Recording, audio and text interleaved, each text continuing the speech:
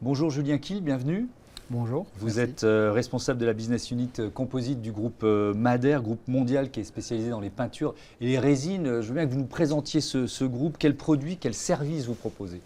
Alors le groupe Meder, c'est une entreprise familiale qui est une entreprise de taille intermédiaire.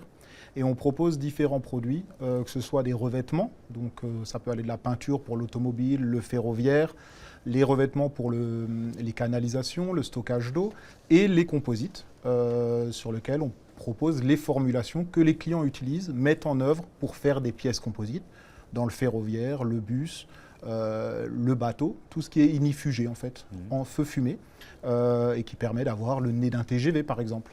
Ok. Il y a d'autres exemples comme ça qu'on puisse visualiser, parce que quand on parle composite, on s'en rend compte ici au GEC World, ça concerne pratiquement tous les secteurs d'activité.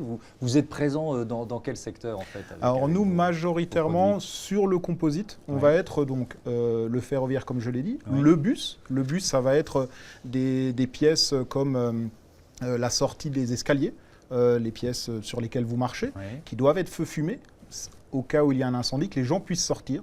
Pareil pour le ferroviaire, que les gens ne soient pas intoxiqués, qu'ils puissent sortir. Ou le bateau, les receveurs de douche, par exemple, dans les gros paquebots.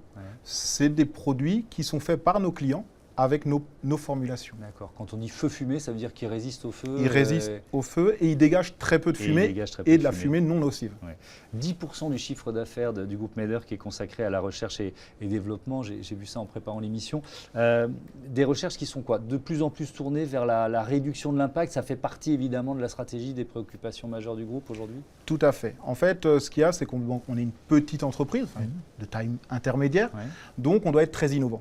Depuis des années, on a toujours été très innovant. On a fait partie des précurseurs dans les peintures à l'eau pour l'industrie. Donc déjà, ce côté développement durable. Et maintenant, on a en interne développé un plan, ce qu'on appelle Evolve 2025, qui est vraiment développer des nouvelles innovations, mais en prenant en compte aussi le développement durable. Et c'est vrai qu'il y a beaucoup d'argent qui est investi par le groupe. 10% du chiffre d'affaires, c'est quand même une grosse somme. Bien sûr. Pour ces recherches R&D. Avec notamment des matières premières issues de la biomasse. De quoi on parle précisément? Tout à fait. Donc en fait, nous fabriquons des résines au départ. Nous synthétisons des résines avec des monomères. Ces monomères, ils peuvent être pétrosourcés, c'est ce qui est fait jusqu'à maintenant, ou ils peuvent être issus de la biomasse biosourcée. C'est-à-dire venir... Alors nous, on utilise plutôt des déchets de l'agriculture, de l'industrie agricole, pour justement ne pas entrer en concurrence avec l'agriculture et la nourriture. Et c'est-à-dire qu'on va remplacer les briques qu'on utilise au départ, qui sont pétrosourcées, par des briques biosourcées. Et on a développé un nouveau produit qui maintenant présente 55% de sa composition, qui vient du biosourcé et non plus du pétrosourcé. Donc ça vous diminue totalement l'impact environnemental du produit. C'est là que vous parlez de biocomposite? C'est ça, tout à fait. Alors, nous, là où on peut intervenir à notre modeste niveau, c'est sur la formulation composite.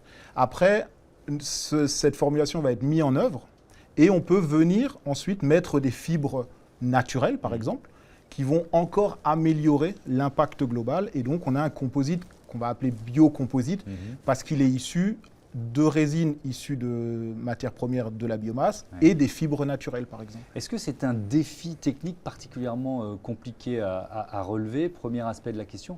Et puis ensuite, c'est quand même important, est-ce que ça coûte forcément plus cher? Alors, c'est un défi technique, tout à fait, parce qu'il faut repenser nos résines, utiliser parfois des monomères pétrosourcés qu'on ne peut pas remplacer un pour un, donc les remplacer par quelque chose d'autre, mais pour garder des propriétés toujours équivalentes, voire supérieures. Et aussi, ça demande donc ce travail de R&D, ces vérifications, donc ça prend du temps, c'est technique. Est-ce que c'est plus cher? Alors, ça va dépendre. Globalement, oui, mais on a certains monomères qui peuvent être moins chers que leur, entre guillemets, équivalent pétrosourcé. Mais c'est vrai que globalement, c'est surtout la structure industrielle qui, pour l'instant, n'est pas encore forcément aussi développée que le pétrosourcé. Donc forcément, les matières premières coûtent plus cher parce que les volumes sont moindres, etc. Mais je pense que quand toute la filière va aller dans cette direction, forcément, ça va entraîner une baisse des coûts. Et alors justement, vous, c'est une demande de vos clients, c'est-à-dire qu'il y a la volonté de l'entreprise, du groupe Madère, mais est-ce qu'il y a eu une pression d'une certaine façon de vos clients pour trouver finalement des formulations de plus en plus éco-responsables? Alors, disons qu'il y a déjà au niveau interne, notre PDG est très intéressé par cette vision-là.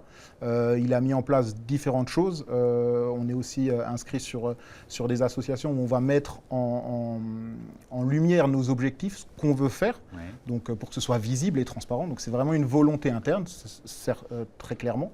Ensuite, il y a aussi forcément le besoin et la demande du client. On le voit partout dans notre vie de tous les jours. On va de plus en plus vers des matériaux durables, vers du recyclage, etc.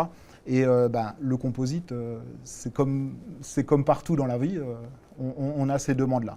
Après, voilà, on est proactif parce que c'est des longs, il y a du développement, donc il y a du long terme. Donc il faut être proactif, mais on sent la demande augmenter de plus en plus. Si on passe dans le GEC, on se rend compte de plus en plus de fibres naturelles, biocomposites, etc. Merci beaucoup, Julien Quillet, mon salon GEC World. Notre émission spéciale continue. On parle innovation en matière de plasturgie tout de suite.